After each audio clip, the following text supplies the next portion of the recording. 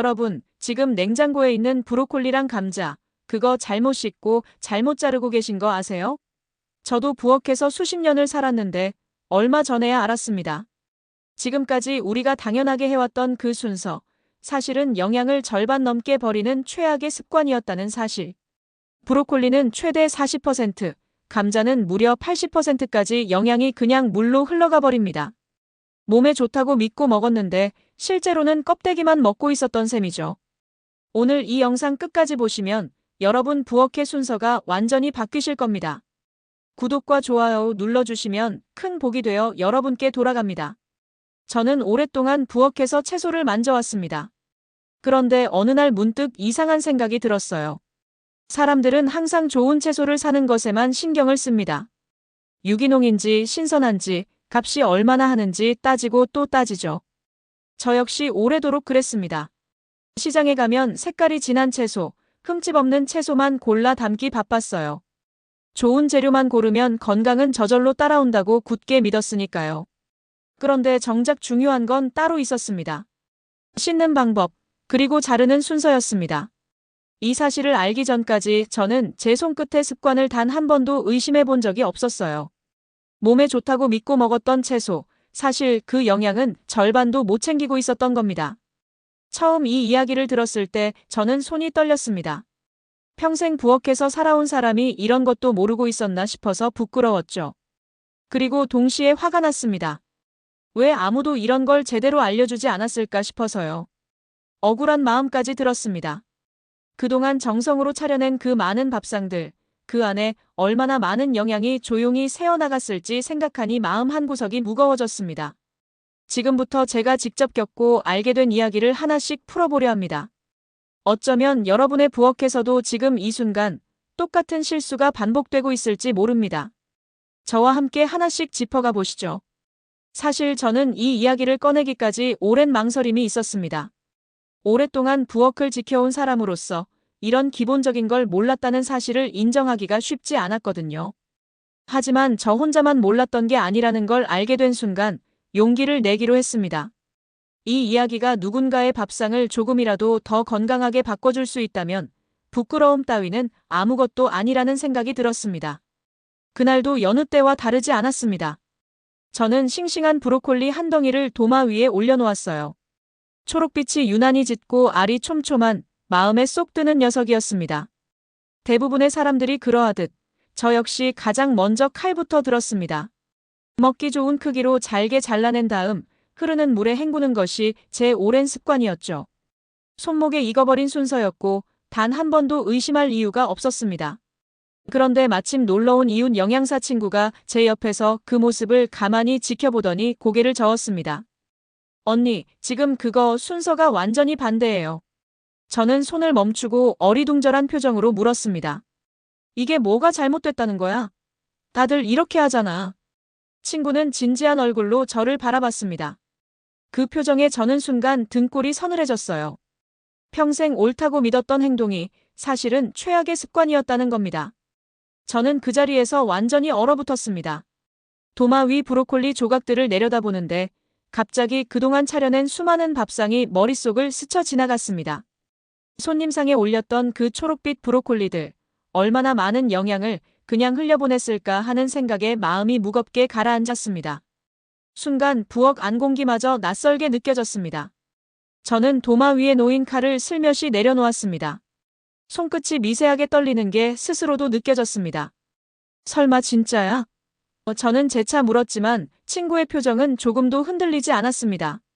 그 확신에 찬 눈빛 앞에서 저는 더 이상 아니라고 우길 수가 없었습니다. 저는 도마 위 반쯤 잘린 브로콜리를 물끄러미 내려다봤습니다. 늘 하던 대로 했을 뿐인데 그 익숙함이 갑자기 두려움으로 바뀌었습니다. 부엌에서 수십 년을 보냈다는 자부심이 한순간에 흔들리는 기분이었습니다. 친구는 차분히 설명을 이어갔습니다. 브로콜리를 먼저 자르면 단면이 넓게 드러난다고 했어요. 그 상태로 물에 씻으면 비타민C와 미네랄이 그 넓어진 단면을 통해 물속으로 조용히 빠져나간다는 것이었습니다. 저는 도무지 믿기지 않아 되물었습니다. 그래봐야 얼마나 빠져나간다고 그래? 친구는 단호한 목소리로 답했습니다. 최대 40%예요. 그 숫자를 듣는 순간 저는 말을 잃었습니다. 작은 차이라고 여겼던 습관이 반복되면 이렇게 큰 손실로 이어진다는 사실이 그야말로 충격이었습니다. 그동안 정성껏 다듬어낸 브로콜리들, 그 안에 담겨 있어야 할 영양이 눈에 보이지도 않게 조용히 새어나가고 있었던 겁니다. 저는 갑자기 부끄러워졌습니다. 손님상에 브로콜리를 올릴 때마다 스스로 뿌듯해했던 제 모습이 선명하게 떠올랐거든요. 정작 그 안에 영양은 반토막 나 있었을지도 모른다는 생각에 저는 한동안 도마 앞에서 멍하니 서 있었습니다. 손에 든 칼이 갑자기 낯설게 느껴졌습니다. 지식이 없으면 정성도 소용없다는 걸 저는 그날 처음으로 뼈저리게 느꼈습니다. 오랜 세월 부엌을 지켜왔다는 자부심이 그 순간만큼은 조용히 무너져 내렸습니다. 저는 애써 마음을 다잡으며 친구에게 물었습니다. 그럼 이제부터 어떻게 해야 하는 거야? 친구는 그제야 표정을 풀며 웃었습니다. 다행히 방법은 그리 어렵지 않다고 했습니다. 저는 그 말에 조금이나마 안도의 숨을 내쉬었습니다. 하지만 마음 한쪽에서는 여전히 씁쓸함이 가시지 않았습니다. 그동안 얼마나 많은 밥상에서 이런 손실이 반복되었을까 생각할수록 아찔했습니다. 지식 하나가 없어서 놓쳐버린 시간이 너무 아깝게 느껴졌습니다. 저는 곧바로 방법을 바꾸기로 마음먹었습니다. 친구가 알려준 순서는 의외로 단순했습니다. 브로콜리를 자르지 않은 채로 통째로 먼저 씻는 것이었어요. 그리고 물에 식초를 소량 풀어서 그 안에 브로콜리를 잠시 담가두라고 했습니다. 식초물은 겉으로 드러나지 않는 틈 사이의 이물질을 빼내는 데에도 도움이 된다고 했습니다. 세척이 끝난 뒤에야 비로소 필요한 크기로 잘라내는 것이 핵심이었습니다. 저는 반신반의하며 그대로 따라 해보았습니다. 통째로 담긴 브로콜리를 식초물에 넣어두고 기다리는 그 짧은 시간, 왠지 모르게 마음이 놓였습니다. 마치 오래된 잘못을 바로잡고 있는 듯한 기분이었죠.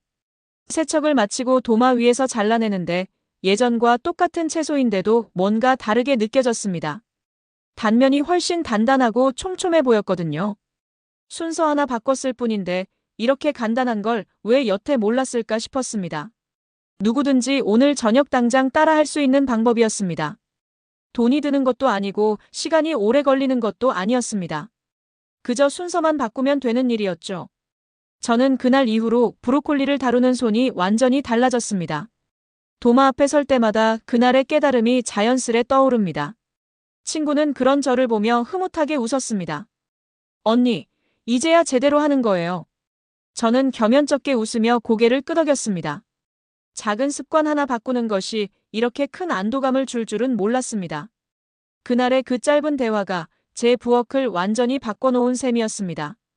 저는 이제 브로콜리를 볼 때마다 예전과는 다른 눈으로 바라보게 되었습니다. 통째로 씻어낸 브로콜리를 물기 없이 탁탁 털어내는 그 순간이 요즘은 오히려 뿌듯하고 즐겁게 느껴집니다. 브로콜리 사건 이후 저는 제 조리 습관 전체를 다시 돌아보게 되었습니다. 그러다 문득 떠오른 것이 감자였습니다. 저는 감자를 건강식품으로만 여기고 늘 얇게 채 썰어 물에 삶아 먹었거든요. 이런 저를 다시 돌아보게 만든 건 제가 뒤늦게 시작한 공부와 그 안에서 만난 인연이었습니다. 저는 김영자라고 합니다. 50대 후반이 되던 해, 저는 원광디지털대학교 한방건강학과에 입학했습니다. 오래 부원기를 해왔지만 몸에 좋은 밥상을 제대로 알고 짓고 싶다는 마음 하나로 다시 책상 앞에 앉은 것이었죠. 늦은 나이에 시작한 공부라 처음에는 두렵기도 했습니다. 하지만 그곳에서 저는 약선 요리, 즉 약이 되는 밥상을 짓는 법을 하나씩 배워나갔습니다. 지도 교수님께서는 늘 이렇게 말씀하셨습니다. 재료를 아는 것보다 그 재료를 어떻게 다루느냐가 약이 되고 독이 되는 갈림길이다. 그 말씀이 제 가슴에 깊이 박혔습니다. 저는 그 과정에서 약선 요리 지도사 자격을 취득했고 훗날 약선 요리 명인으로도 선정되는 영광까지 얻었습니다. 지금도 저는 그때 함께 공부했던 동기들과 정기적으로 모임을 갖습니다. 서로의 부엌에서 밥상을 차려 나누며 몸에 이로운 건강 밥상을 함께 연구하고 있죠. 그날도 저는 동기 모임에서 감자 이야기를 꺼냈습니다. 제가 늘 해왔던 방식대로 감자를 채 썰어 삶는다고 하자 함께 공부했던 동기 한 명이 걱정스러운 얼굴로 저를 바라봤습니다. 그 표정을 보는 순간 저는 또 무언가 잘못되었음을 직감했습니다. 브로콜리 사건을 이미 한 번 겪었던 터라 저는 심장이 먼저 반응했습니다. 설마 이것도 잘못된 거야? 저는 조심스레 물었고 동기는 천천히 고개를 끄덕였습니다.